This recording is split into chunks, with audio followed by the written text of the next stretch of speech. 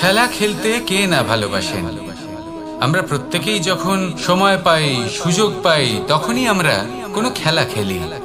খেলার সময় দুই ধরনের মানুষ ওখানে থাকেন।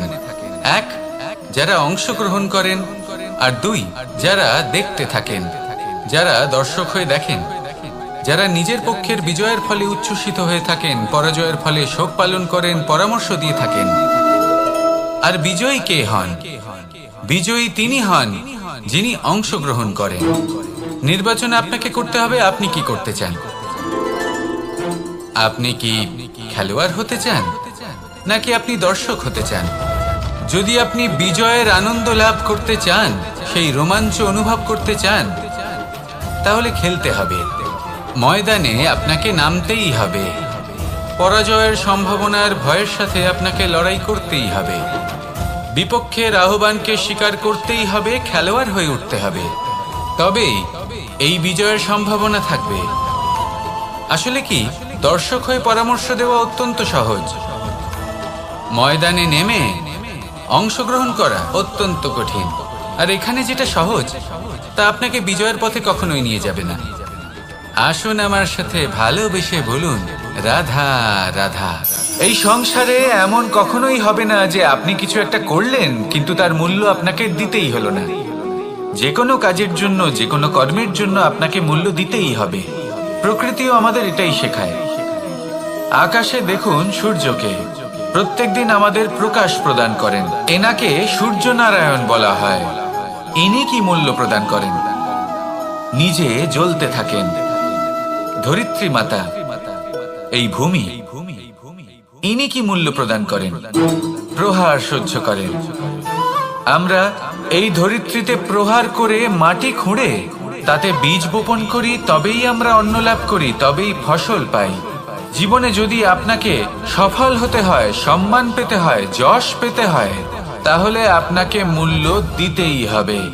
যদি আপনি সাফল্য লাভ করতে চান, তাহলে দিন রাত আপনাকে ত্যাগ করতে হবে, যেখানে সমগ্র সংসার সন্তোষ অনুভব করছে, আর আপনাকে করতে হচ্ছে পরিশ্রম। যদি আপনি সম্মান প্রাপ্ত করতে চান, তাহলে আপনাকে সেই সুখ ত্যাগ করতে হবে যা সবার কাছে রয়েছে। যদি আপনি যশ লাভ করতে চান, তাহলে নিজের অন্তরকে মেরে ফেলা আপনাকে শিখতে হবে। তবেই আপনি যশ লাভ করবেন। জীবনে শুধুমাত্র ধন মূল্যবান নয়, কিন্তু এই যে মূল্যের কথা আমি বলছি, সেটা যদি আপনি দিতে পারেন, তাহলে নিশ্চিত রূপে এটা আপনাকে আরো মূল্যবান করে তুলবে, নিশ্চিত রূপে গড়ে তুলবে। তাহলে এটাই করুন আর আমার সাথে ভালোবেসে বলুন, রাধা রাধা। যদি আমি স্থির করি, যদি নিশ্চিত করি একটা মূর্তি গড়ে তুলব, আর কিছুক্ষণ সেই কাজটা করে আবার কিছুক্ষণ পরে বন্ধ করে দিই, আবার কিছুক্ষণের জন্য কাজটা করে আবার সেই কাজ বন্ধ করে দিই, আবার কিছুক্ষণের জন্য কাজটা করে বলি ক্লান্ত লাগছে, কিছুক্ষণের জন্য বিশ্রাম নিয়ে নিই। যদি এইভাবে আমি কাজটা করি, তাহলে কি এই কাজ উচিত সময় এবং উচিতভাবে সম্পন্ন হবে? কখনোই নয়। শুধু তাই নয়, যে কোনো কাজ যদি পূর্ণ করতে হয়, উচিতভাবে করতে হয়, উচিত সময়ের মধ্যে করতে হয়, তাহলে প্রয়োজন সততার এবং অখণ্ড প্রচেষ্টা। সততা ছাড়া আপনি যে কাজই করুন না কেন, উচিত সময় তা সম্পূর্ণ হবে না, আর মনোবাঞ্ছিত ফল আপনি কখনোই পাবেন না। তাই যে কাজই আরম্ভ করুন না কেন, সততার সাথে এবং অখণ্ড প্রচেষ্টার সাথে করুন। তখনই কর্ম এবং তখনই এই জীবন সফল হবে, এবং এই মন প্রসন্ন হয়ে বলবে, রাধা রাধা। আমরা আনন্দ লাভের জন্য ভালোবাসি মা বাবাকে, ভাই বোনকে, পরিবার পরিজনকে, বন্ধুকে, প্রেমিকাকে। আমরা চাই যে সকলে যেন আপন হয়ে থাকেন, আমাদের কাছে থাকেন। কিন্তু মানুষের একটা প্রবৃত্তি আছে যে তিনি যা লাভ করে ফেলেন তার মূল্য তিনি বুঝতেই পারেন না। যদি আপনার বাড়ির কাছে একটা মিষ্টি জলের সরোবর থাকে বা সুন্দর নদী থাকে, তাহলে জলের গুরুত্বটা কি আপনি তা বুঝতেই পারবেন না। সেইখানে আপনি যদি কোনো একটা মরুভূমিতে যান, আপনি অনুভব করতে পারবেন যে এক একটা ফোঁটা জলের কি গুরুত্ব, তার মূল্য কি। সুখের মুহূর্তে যদি আপনজনদের মনে রাখেন, তবে দুঃখের মুহূর্ত নিজে থেকেই দূরে সরে যাবে। ভালোবাসা এবং তার সাথে স্মরণ করা, এটাই তো হলো জীবনের এবং ভালোবাসার আসল মূল্য।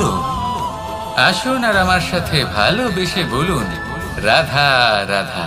আমাদের হাতটা দেখুন, এই হাতে 5টা আঙুল আছে যা ভিন্ন ভিন্ন ধরনের। একরকম কেন নয়? কারণ হলো প্রত্যেকের নিজের নিজের গুরুত্ব আছে, নিজের নিজের মাহাত্ম্য আছে।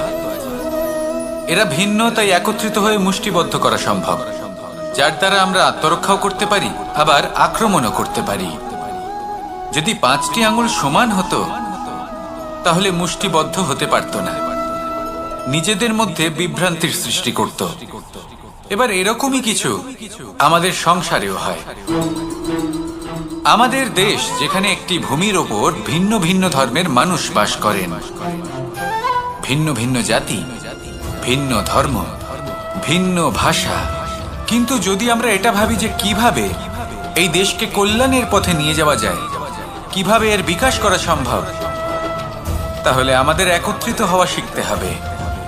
যেইভাবে 5টা আঙুল একত্রিত হয়, মুষ্টিবদ্ধ হয়, সেইভাবেই আপনার যে ভাষাই হোক, যে ধর্মই হোক, যে জাতি হোক না কেন, ঠিক আছে, আবশ্যক হলো আপনার নিজের কর্মভূমির সাথে, আপনার ধরিত্রীর সাথে যুক্ত থাকা, সাথে থাকা। তবেই দেশের উন্নয়ন সম্ভব, তবেই এই দেশ স্বতন্ত্র থাকবে, সফল হবে, আর এই মন প্রসন্ন হয়ে বলবে, রাধা রাধা। মানুষের শরীর থেকে যা কিছু নির্গত হয় সবই পচনশীল, তা থেকে দুর্গন্ধ বেরোয়, একটা ঘৃণাবোধ জন্ম নেয়। আমাদের রক্ত হোক, অবশিষ্ট হোক, ঘাম হোক, নিঃশ্বাস হোক, আবার এমনকি যখন আমরা মনুষ্য শরীর ত্যাগ করি, তারপরেও এই শরীরেও পচন ধরে, তার থেকে দুর্গন্ধ বেরোয়। কিন্তু বিষয়টা হলো, এটা আমাদের হাতেই নেই। তাহলে আমাদের হাতে কি রয়েছে? আমাদের কর্ম, আমাদের উদ্দেশ্য, আর আমাদের বাণী। যদি এইগুলো শুভ রাখেন, তাহলে শুধু নিজে সুগন্ধিত থাকবেন না, এই সমগ্র সংসারকে সুগন্ধিত করে তুলবেন। কথায় আছে যে বাণীর থেকে অধিক মূল্যবান আর কিছুই নেই। সেই জন্য যে কোনো কথা বলার আগে নিজের শব্দকে নিজের মনের তুলাদণ্ডে মেপে দেখুন, তারপরে তার প্রয়োগ করুন। কখনো কখনো এমনও হতে পারে যে আপনার কথা কারোর জীবনে আশীর্বাদ হয়ে দাঁড়ালো, যার দ্বারা হয়তো সে শক্তি এবং প্রসন্নতা লাভ করলো। আবার এমনও হতে পারে যে আপনার কথা হয়তো কারোর মনে এমন আঘাত দিল, সে সেই আঘাত কোনোদিনও ভুলতে পারল না। আসুন আমার সাথে ভালোবেসে বলুন, রাধা রাধা। কেউ আমাকে মাখন চোর বলেন, কেউ বা আমাকে মুরলী মনোহর বলেন, কেউ আমাকে যুদ্ধ বিমুখ বলেন, কেউ বা আমাকে সুদর্শনধারী বলেন, কিন্তু আমি আসলে কে? আসুন, আজ আমি আপনাকে আমার আসল পরিচয় জানাবো। বাড়িতে সুস্বাদু মাখন থাকা সত্ত্বেও গোপীদের কাছে সুমধুর ভালোবাসাপূর্ণ বকুনি খাওয়া যে ভালোবাসে, সেই হলো কৃষ্ণ। আঙুলে সুদর্শন চক্র থাকা সত্ত্বেও যে রথের লাগাম ধরে থাকবে সেই সিদ্ধান্ত নিয়েছে, সেই হলো কৃষ্ণ। দ্বারকার মতো অনন্য রাজমহল থাকা সত্ত্বেও সুদামার মতো সখা যার অত্যন্ত প্রিয়, সেই হলো কৃষ্ণ। যদি আপনার মনে প্রেম থাকে, আপনি প্রেম বিতরণ করেন, সবাইকে ভালোবাসেন এবং ভালোবাসা রক্ষার খাতিরে শস্ত্র হাতে নিতেও আপনি সক্ষম থাকেন, তাহলে আপনি হলেন কৃষ্ণ। আসুন আমার সাথে ভালোবেসে বলুন, রাধা রাধা। ব্যাম, এই শব্দ আমরা সকলে শুনেছি, আর এটা সারা জীবন আমাদের সাথেই থাকে কোনো না কোনো রূপে। যখন আমরা জন্মগ্রহণ করি, চলতে শিখি, প্রথমে আমরা হামাগুড়ি দিয়ে চলি, পরে চলতে চেষ্টা করি কিন্তু পড়ে যাই। তখন আমাদের বাড়ির গুরুজনেরা আমাদের আটকান না, ওনারা মনে করেন এইভাবেই আমাদের সন্তান চলতে শিখবে, এইভাবেই তার পা আরো মজবুত হবে, যা অত্যন্ত গুরুত্বপূর্ণ। এইবার জীবনকালে যতই আমরা এগোতে থাকি, এই ব্যায়াম বিভিন্ন রূপে আমাদের সাথেই থাকে। কিন্তু আপনি কি জানেন যে এই ব্যায়ামের তাৎপর্য আসলে কি? আপনি কি জানেন এই ব্যায়ামের মর্ম আসলে কি? যখনই আমরা এই ব্যায়াম করি, আমাদের শরীরের মাংসপেশি ক্ষয় হয়। প্রথমে তা ক্ষয় হয়, তারপর আবার তা নির্মিত হয়। আরো শ্রেষ্ঠ, আরো শক্তিশালী মাংসপেশি আমরা লাভ করি। অর্থাৎ এই ব্যায়াম হলো সৃজনের বিজ্ঞান। এই ব্যায়াম আমাদের জন্য অত্যন্ত আবশ্যক। সেই জন্য জীবনে যখনই কোনো কিছু নষ্ট হয়ে যায়, চলে যায়, তখন হতাশ হয়ে পড়বেন না, তাকে পুনর্নির্মাণ করার চেষ্টা করবেন। আর এই শিক্ষা আমরা লাভ করি পাখিদের থেকে। যখনই বর্ষা হয়, ঝড় আসে, যখন পাখির বাসা ভেঙে চুরমার হয়ে যায়, তারা হার মেনে নেয় না। সে আবার অল্প অল্প করে সব খুঁজে একত্রিত করে আবার নিজের বাসা বানিয়ে তোলে, পুনরায় এক জীবনকে জন্ম দেয়, এক নতুন পরিবারকে জন্ম দেয়। তাই মনে রাখবেন, জীবনে এইভাবেই যদি আপনি নির্মাণ করতে চান, সৃজন করতে চান, তাহলে সেই নির্মাণের জন্য ভাঙনের অভিজ্ঞতা থাকা অত্যন্ত আবশ্যক। ভগ্ন বস্তুকেও সম্মান করা অত্যন্ত আবশ্যক। এই আচরণ মনে নিয়ে আসুন, মন প্রসন্ন হয়ে বলবে রাধা রাধা। যখন আমরা কোনো বনে প্রবেশ করি, তখন এই সবুজ ঘাস দেখে, এই কোমল ঘাস দেখে আমাদের মন প্রফুল্ল হয়ে ওঠে। ভিন্ন ভিন্ন প্রজাতির ফুল, ভিন্ন ভিন্ন রঙের ফুল দেখে এই মন আনন্দে ভরে ওঠে। এখানে শিশুরা আনন্দ লাভ করে, বড়রা ভোজন গ্রহণ করেন, কথাবার্তা বলেন, হাঁটাহাঁটি করে বেড়ান। এবার ভেবে দেখুন, যখন এই উপবনের নির্মাণ হয়েছিল, সেই সময় যদি এই মাটিকে সঠিকভাবে খনন না করা হতো, যদি তাতে সঠিকভাবে বীজ রোপণ না করা হতো, যদি কোনো সংঘর্ষ না হতো, পরিশ্রম না করা হতো, যদি চলতে চলতে পায়ে কাঁটা না বিঁধে যেত, তাহলে এই সুন্দর বন দেখে আমরা কি এই আনন্দ লাভ করতে পারতাম? কখনোই নয়। ধরুন কোনো নদীর তটে সুন্দর একটি বন আছে, সেই বনের আনন্দ লাভ করতে গেলে আপনাকে সেই নদী পার করতেই হবে। যদি সুখের নদীর কাছে পৌঁছতে চান, তাহলে তটে যে কাঁটা রয়েছে সেগুলোর সাথে সংঘর্ষ করতেই হবে। এই সংসারে যদি আপনি সুখ লাভ করতে চান, তাহলে সুখ লাভের এই যাত্রা শুরু করতে হবে সংঘর্ষ দ্বারা। তাহলে সংঘর্ষকে স্বাগত জানান, এর পেছনেই সুখ রয়েছে যা আপনার জন্য অপেক্ষা করছে। এবার হাসুন আর আমার সাথে ভালোবেসে বলুন রাধা রাধা। এই সংসারের সব থেকে কঠোর ধাতুর মধ্যে একটি হলো লোহা। লোহা দিয়ে আমরা অনেক অস্ত্র শস্ত্র লাভ করি, অনেক বস্তুও লাভ করি। এবার এই লোহাকে কাটার জন্য, একে কোনো আকার দেওয়ার জন্য কি প্রয়োগ করতে হয়? লোহা। এবার এই কথাটা আমরা সকলেই জানি যে লোহার দ্বারাই লোহাকে কাটতে হয়। এবার এই কথা আমি আপনাকে কেন বলছি? এরপরে খুব বড় একটা প্রশ্ন আসে, যা খুব বড় শিক্ষা দিয়ে যায়। এটা কেন হয় যে আমরা একটা লোহা দিয়ে একটা লোহাতে আঘাত করছি, কিন্তু যে লোহা দ্বারা আঘাত করছি তার আকার বদলাচ্ছে না, যার উপর প্রহার করছি তার আকার বদলাচ্ছে? এতে পার্থক্যটা কোথায়? পার্থক্য হলো তাপমাত্রার। দেখুন, যে লোহাকে আমরা কাটতে চাই তার তাপমাত্রা বাড়াতে হয়, তাকে গরম করতে হয়। আর যে লোহা দ্বারা আমরা আঘাত করতে চলেছি, সেই লোহা আমাদের ঠান্ডা রাখতে হয়। অর্থাৎ ঠান্ডা লোহা গরম লোহাকে কেটে দেয়। এবার এই শিক্ষা কি আমাদের জীবনে যথেষ্ট নয়? আমাদের জীবনে অনেক সমস্যা আসতে পারে, কিন্তু আমাদের এই বিষয়ে বিশেষ খেয়াল রাখতে হবে যে আমাদের মনকে আমরা যেন ঠান্ডা রাখি, এই মস্তিষ্ককে শান্ত রাখতে হবে। যদি আমরা ক্রোধ বা ঈর্ষার আগুনে জ্বলতে থাকি, বিদ্বেষের আগুনে জ্বলতে থাকি, তাহলে আমরাও সেই লোহার মতোই হয়ে যাব যার তাপমাত্রা অত্যন্ত বেশি। তখন যে কেউ এসে আমাদের বিচ্ছিন্ন করে চলে যাবে। মনে রাখবেন, যিনি যত বেশি স্থির বুদ্ধির অধিকারী, যিনি হলেন সব থেকে বেশি শান্ত, তিনি হলেন সব থেকে বেশি বলশালী। তাহলে শান্ত থাকুন আর আমার সাথে ভালোবেসে বলুন রাধা রাধা। বড়ই অদ্ভুত ব্যাপার।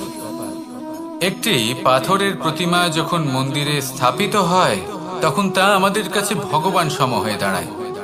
কিন্তু যখন একজন জীবিত মানুষ মন্দিরে গিয়ে থাকেন, তখন তার শরীর, মন, আত্মা সেই সব পাথর সম হয়ে দাঁড়ায়। কিন্তু এমনটা আমি ঠিক কেন বললাম ভেবে দেখুন। মানুষ এটা চান যে কোনো পরিস্থিতি, যে কোনো স্থানেই তার বিজয় হোক, কিন্তু এখানে এসে সে পরাজিত হয়।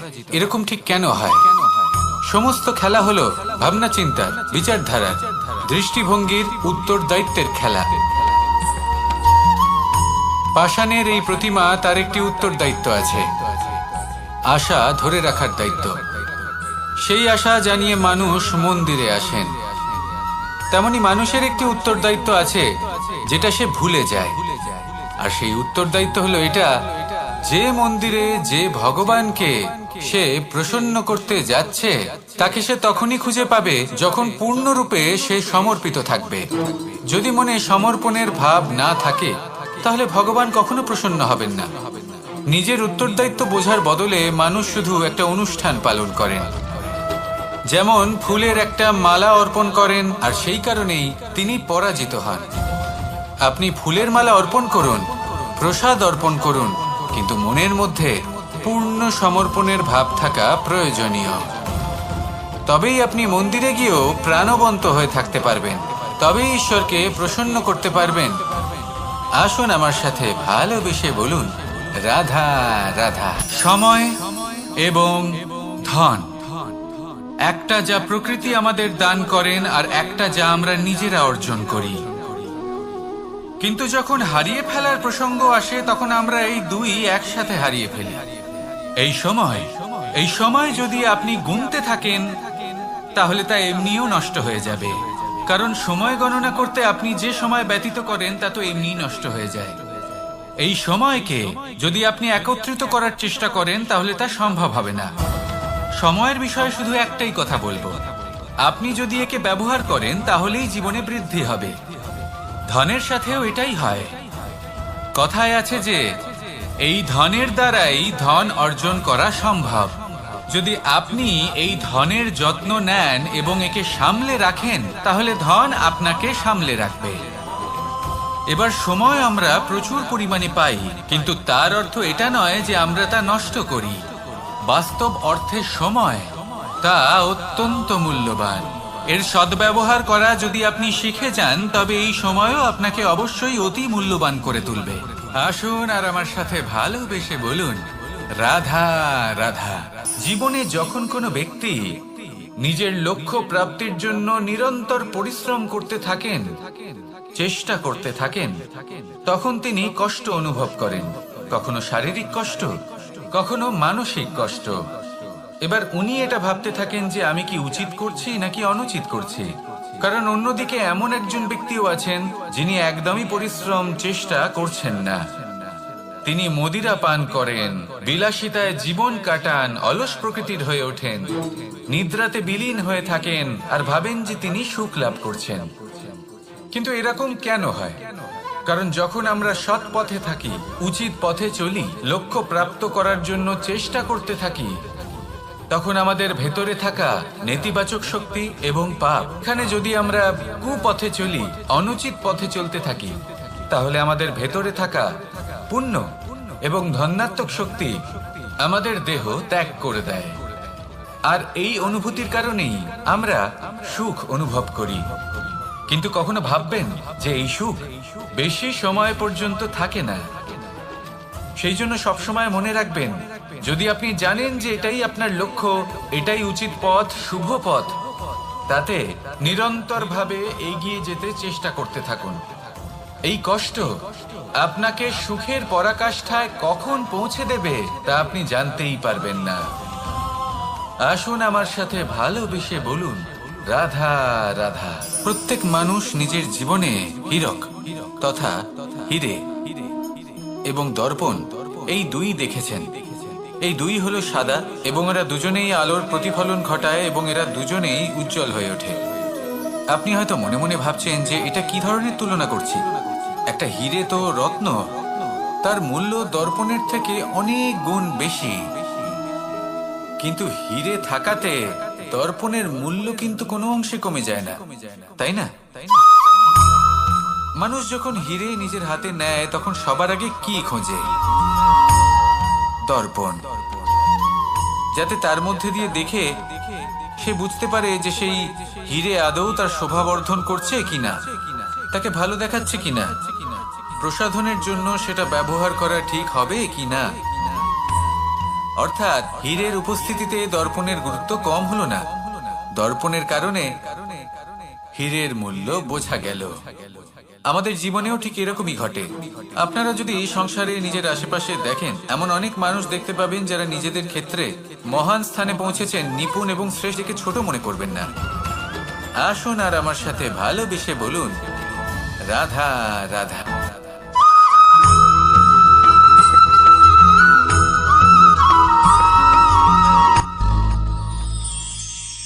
শিশিরের বিন্দু পাতার ওপর পড়ে আর তার গায়ে লেগে থাকে। পাতা তাকে শুষে নিতে পারে না, আর শেষ পর্যন্ত সে ঝরে পড়ে যায়। অন্যদিকে রয়েছে মেঘ এবং চাতক। এদের মধ্যে অনেক দূরত্ব থাকে। মেঘ থাকে আকাশে আর চাতক থাকে ধরিত্রীতে। কিন্তু যখন এই মেঘ থেকে বৃষ্টি ঝরে পড়ে, এই চাতক কিন্তু সেই জলই পান করে, নয়তো সে তৃষ্ণার্ত থেকে যায়। এবার অন্যদিকে দেখলাম শিশির বিন্দু আর পাতার এই সম্পর্ক। এরা খুব কাছাকাছি থাকে, ঘনিষ্ঠও থাকে। অন্যদিকে রয়েছে মেঘ এবং চাতকের সম্পর্ক, যাদের মধ্যে অনেক দূরত্ব থাকা সত্ত্বেও তারা খুব ঘনিষ্ঠ, তাই না? এই সারমর্ম খুব সরল। এই নৈকট্য, এই দূরত্ব, তা আপনার সম্পর্কে প্রভাব কিছুতেই ফেলতে পারে না। এই নৈকট্য, এই দূরত্ব, এইসব হলো শুধুমাত্র মনের ব্যাপার।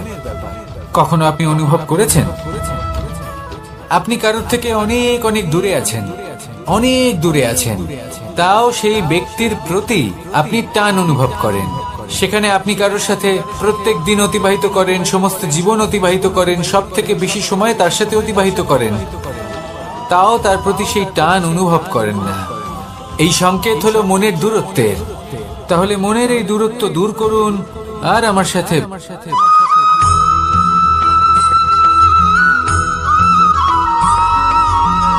এই সংসারে কোনো বস্তু হোক বা ব্যক্তি হোক, তার একার গুরুত্ব কিন্তু খুব বেশি নয়। একটা উদাহরণ হিসেবে বৃষ্টির ফোঁটাকে ভেবে দেখুন। যদি একটি বৃষ্টির ফোঁটা হয় তাহলে তার খুব বেশি গুরুত্ব থাকে না, কিন্তু যখন সহস্র বৃষ্টির ফোঁটা মেঘের মধ্যে দিয়ে ঝরে পড়ে, তখন সেটা বর্ষার রূপ ধারণ করে। সেই বর্ষা যা এই প্রকৃতিকে শান্ত করে। সেইভাবেই পাথরের ছোট টুকরো, তার খুব বেশি গুরুত্ব থাকে না, কিন্তু যখন অসংখ্য পাথরের টুকরো একত্রিত হয় তখন তা পর্বতের আকার ধারণ করে। সেইভাবেই কিছু মানুষ যখন একত্রিত হন তখন তৈরি হয় পরিবার। কিছু পরিবার যখন একত্রিত হয় তখন তৈরি হয় সমাজ। যখন অনেক সংখ্যক সমাজ একত্রিত হয় তখন তৈরি হয় রাজ্য। এবার এই রাজ্যের সব থেকে গুরুত্বপূর্ণ ব্যক্তি হতে পারেন রাজা, কিন্তু তাও সেই রাজা একা কিছু করতে পারেন না। যুদ্ধ লড়ার সময় তারও নিজের সৈন্যদলকে প্রয়োজন পড়ে। কিন্তু এই সংসারে এমন একজন ব্যক্তি আছেন যিনি একাই সব কাজ করতে থাকেন, এবং সেই ব্যক্তি হলেন মা। আমাদের জীবনে একজন পিতার ভূমিকা কিন্তু নিঃসন্দেহে অমূল্য, কিন্তু আমাদের সকলের জীবনে যে ভূমিকা একজন মায়ের তা অন্য কারোর থাকে না। একজন মা একাই সন্তানকে বড় করতে পারেন, সংস্কারী করে তুলতে পারেন, তার জন্য পরিশ্রম করেন। আর এত কিছু কাজ করার পরেও তার কাজের জন্য তিনি প্রশংসা অবশ্য পান না। উল্টে যদি সেই সন্তান অনুচিত পথে চালিত হয়, অনুচিত কর্ম করে, তখন সেই মাকেই অপবাদের পাত্র হয়ে উঠতে হয়। আমাদের জীবনে মায়ের যোগদান কতটা সেটা বুঝুন। আপনাকে বড় করে তোলার জন্য উনি কতটা পরিশ্রম করেছেন সেটা বুঝুন। আজ থেকে, এখন থেকে, এই মুহূর্ত থেকে মাকে সম্মান করতে শিখুন। যখন সময় পাবেন, যখন সুযোগ হবে, তখন তার প্রশংসা করুন, ওনারও ভালো লাগবে। আর মায়ের এই মমতার জন্য, তার এই ভূমিকার জন্য আসুন সবাই মিলে আমরা তাকে প্রণাম করি, আর সকলে মিলে ভালোবেসে বলি, রাধা রাধা।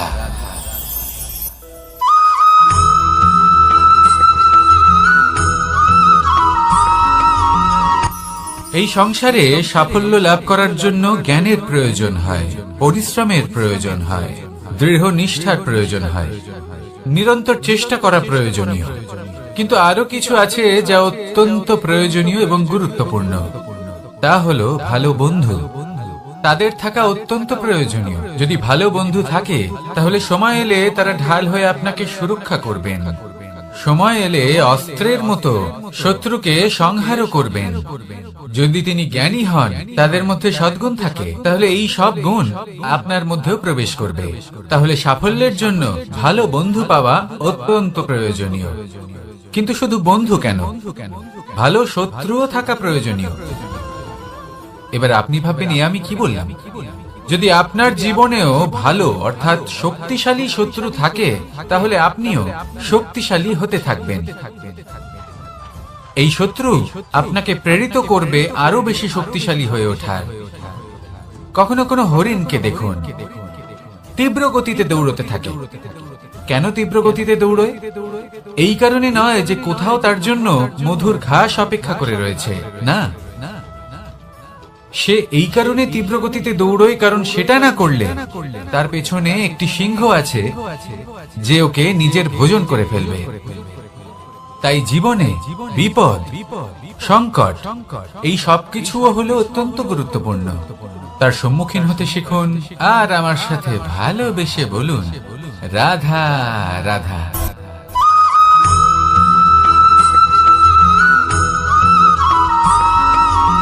মানুষ জন্মগ্রহণ করে, তার সাথে ভয়েরও জন্ম হয়। ছোটবেলা থেকেই আমাদের মনে কোনো না কোনো প্রকারের ভয় থেকেই যায়। কেউ এই বিষয়ে ভয় পায় যে তার কোনো বস্তু তার থেকে দূরে চলে যাবে। কেউ এই বিষয়ে ভয় পায় যে আমি নিজেকে হারিয়ে ফেলব। কেউ এই ভেবে ভয় পায় যে আমার প্রিয়জনেরা তারা যেন আমার থেকে দূরে না চলে যায়। কেউ এই ভেবে ভয় পায় যে আমরা যেন পথ না হারিয়ে ফেলি, আদি ইত্যাদি। কিন্তু সত্যি কথা বলতে, ভেবে দেখুন এই ভয় বাস্তবে কি? শুধুই একটা মনস্থিতি, আর কিছুই নয়। যা কিছু আপনি জীবনে পেয়েছেন তা একদিন আপনাকে হারাতে হবে। এই জীবন হলো আপনারই, কিন্তু তাও একদিন সমাপ্ত হবে। তাই ভয় পেয়ে কি লাভ? এই ভয় শুধু আপনাকে জীবন যাপন করা থেকে বাধা দিচ্ছে, আর কিচ্ছু নয়। পথ হারিয়ে ফেললেই বুঝতে পারবেন যে নতুন পথ কিভাবে বানাতে হয়। কিছু মানুষকে জীবন থেকে হারালে তবেই আপনি বুঝবেন যে আপনার আপনজনকে। এই ভয়ের কারণে ভীত হয়ে থাকবেন না। এই তারা নক্ষত্র অন্ধকারের অভাবে গুরুত্ব হারায়। শিবকেও মহাদেব হওয়ার জন্য বিষ পান করতে হয়েছিল। প্রত্যেক পরিস্থিতি, প্রত্যেক সাফল্য আপনার পরীক্ষা নেবে। তাতে উত্তীর্ণ হওয়া হলো আপনার কর্ম। যখনই আপনি ভয় পাবেন বা সংকটের সম্মুখীন হবেন, তখন সাহসের সাথে তার সম্মুখীন হন। মনে রাখবেন, যে সম্মুখীন হতে জানে, সাফল্য তার সাথে সবসময় থাকে। আসুন আর আমার সাথে ভালোবেসে বলুন, রাধা রাধা।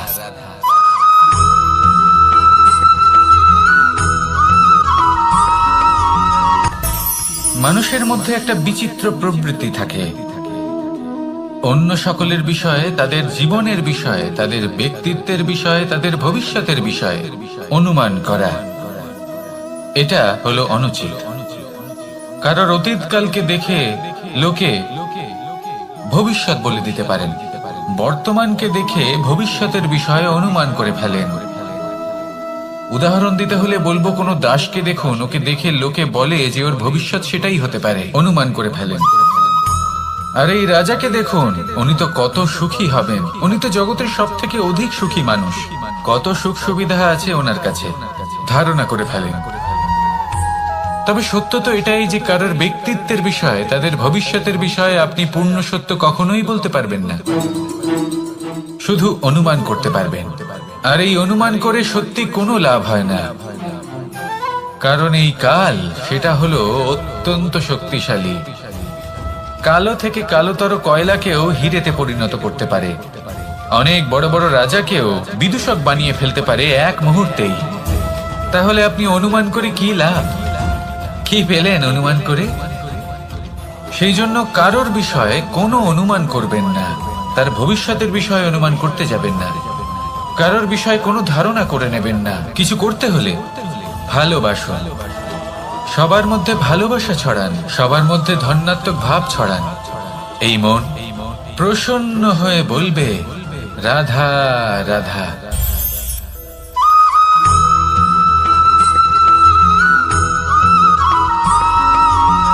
এই সংসারে সব থেকে বেশি কোমল বস্তু হলো রেশম। এই রেশম এতটাই কোমল হয় যে এর পুরো একটা থান শুধুমাত্র একটা হাতে ধরা সম্ভব। কখনো ভেবে দেখেছেন এই রেশম কিভাবে হয়? একটি কীট তার লালার দ্বারা উৎপন্ন হয়। এই কীট সেই রেশমকে পাক দিতে থাকে, পাক দিতেই থাকে আর আস্তে আস্তে তার মধ্যেই জড়িয়ে পড়ে।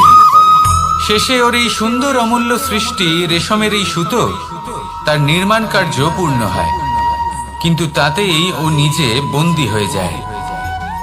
নিজেরই মায়াজালের এই বন্দী গৃহে নিজেই ফেঁসে যায়। এবার এই সুতোকে ব্যবহারযোগ্য করে তোলার জন্য এই কীটগুলিকে এই কবচের সাথেই ফুটন্ত জলে ফেলে দেওয়া হয়। এই সংসারে যদি আমাদের স্বপ্ন এই সংসারের দুঃখ হরণ করার জন্য, এই সংসারে সুখ বিতরণ করার জন্য হয়, তবেই আমাদের প্রগতি সম্ভব।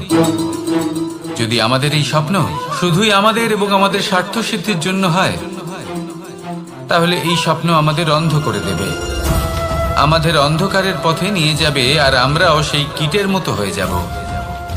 নিজেদেরই মায়াজালে আমরা নিজেই ফেঁসে যাব, আর শেষে আমরা যদি কিছু লাভ করি তা হবে একাকিত্ব, অন্ধকারময় মৃত্যু।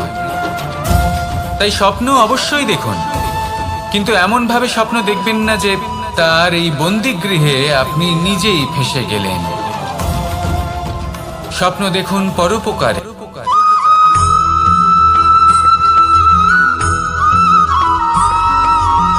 এই সংসারে প্রত্যেক মানুষ এটাই চান যে তিনি যেন ধনবান হন, আর্থিক অবস্থা তার ভালো থাকে, ওনার বাড়িতে লক্ষ্মীর আগমন হয়। কিন্তু সেটা হবে কি করে, সেটাই হলো প্রশ্ন। কেউ বলেন যে যদি পরিশ্রম করো তাহলে ধন অর্জন সম্ভব, কেউ বলেন যে যদি বিদ্যা লাভ হয় তবেই ধন অর্জন সম্ভব, কেউ বলেন যে যদি বলশালী হও তবেই সম্পন্ন থাকবে। ভালো কথা, যদি তাই হয়ে থাকে, তবে দিনমজুর সারা দিন পরিশ্রম করেন, তিনি কেন ধনী হন না? অনেকজন বিদ্বান মানুষ আছেন এই সংসারে, তারা কেন ধনবান হন না? অনেক সংখ্যক বলশালী ব্যক্তি আছেন, তাদের কাছে ধন নেই কেন? তাদের কেন ধনের অভাব হয়? আবার এমনও কিছু মানুষ আছেন যারা পরিশ্রম করেন, তারা দিনমজুর, কিন্তু তারা ধন অর্জন করতে পারেন। কিছু বিদ্বান ব্যক্তি আছেন যাদের কাছে অধিক মাত্রায় ধন রয়েছে, কয়েকজন বলশালী ব্যক্তি রয়েছেন যাদের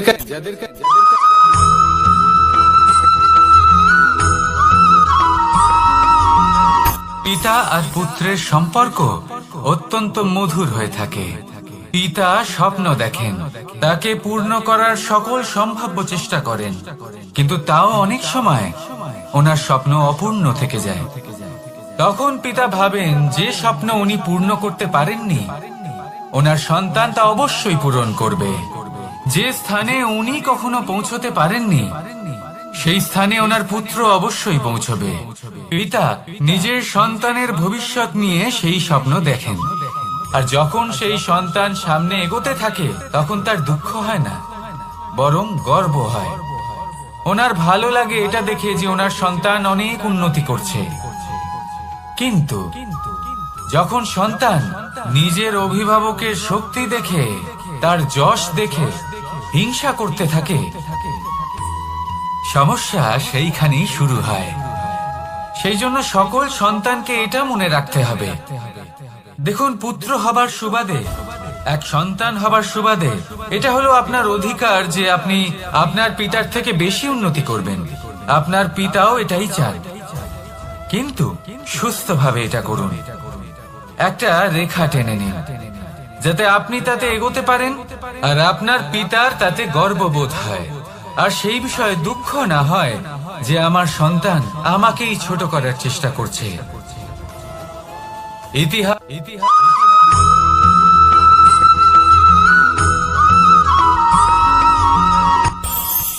এই সংসারে আমরা প্রকাশ কোথা থেকে পাই? এর উত্তর বড়ই সরল। ভোরে যখন সূর্যোদয় হয় তখন প্রকাশের কিরণ আমাদের ঘরে এসে পৌঁছয়। এইভাবেই আমরা প্রকাশ লাভ করি। এবার এই প্রকাশের আলোতেই আমরা সারাদিনের কাজ সম্পন্ন করি। সন্ধে হয়ে যায়, সূর্যাস্ত হয়ে যায়, আর আমাদের ঘর যাতে অন্ধকার না হয় তার জন্য আমরা একটা প্রদীপ প্রজ্বলিত করি। এটাই ঘটে আমাদের জীবনেও। এবার প্রবাহমান আয়ুর সাথে আমরা আমাদের অন্তরে যদি একটা প্রদীপ প্রজ্বলিত করে নিই তাহলে বিষয়টাই অন্যরকম হবে। এবার আপনি বলবেন কোন প্রকাশের কথা বলছি যা আমাদের অন্তরে জাগ্রত করা সম্ভব? আমাদের আত্মার মাঝে প্রেমের প্রকাশ জাগ্রত করার কথা বলছি। কারণ আমাদের এই জীবন এও হলো দিনের আলোর মতো। আজ প্রকাশ আছে কিন্তু কোনোদিন অবশ্যই অস্ত হবে। কিন্তু অস্ত হবার আগে যদি আমরা আমাদের আত্মার মাঝে প্রেমের এই প্রকাশ উজ্জ্বলিত করে নিই তাহলে আমাদের সন্ধ্যাকালও আমরা আনন্দে এবং প্রেমে যাপন করব। তাহলে আসুন আর আমার সাথে ভালোবেসে বলুন, রাধা রাধা।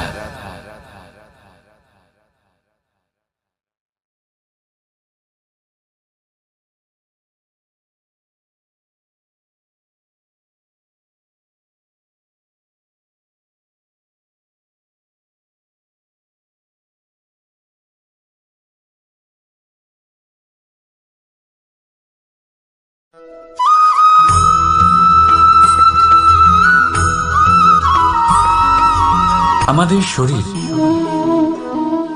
প্রকৃতির সর্বশ্রেষ্ঠ রচনা। যে অঙ্গ প্রত্যঙ্গ আমরা লাভ করেছি প্রত্যেকটির মধ্যে একটি নিজস্ব বার্তা রয়েছে। একটু ভেবে দেখুন, দুটি চোখ দিয়েছে দেখার জন্য, দুটি কান দিয়েছে শোনার জন্য, নাসিকাও আছে দুটি, দুটি হাত দিয়েছে দ্বিগুণ পরিশ্রম করার জন্য। কিন্তু জীব শুধুমাত্র একটি। তার উপরেও তীক্ষ্ণ বলিষ্ঠ দাঁত দিয়েছে তার রক্ষার জন্য। কখনো ভেবে দেখেছেন কেন?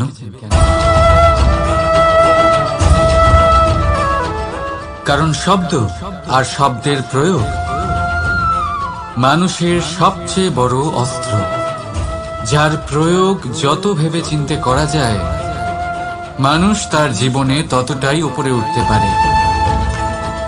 তাহলে মনে রাখুন, দেখুন, শুনুন আর বুঝুন বেশি, বলুন কম। রাধা রাধা।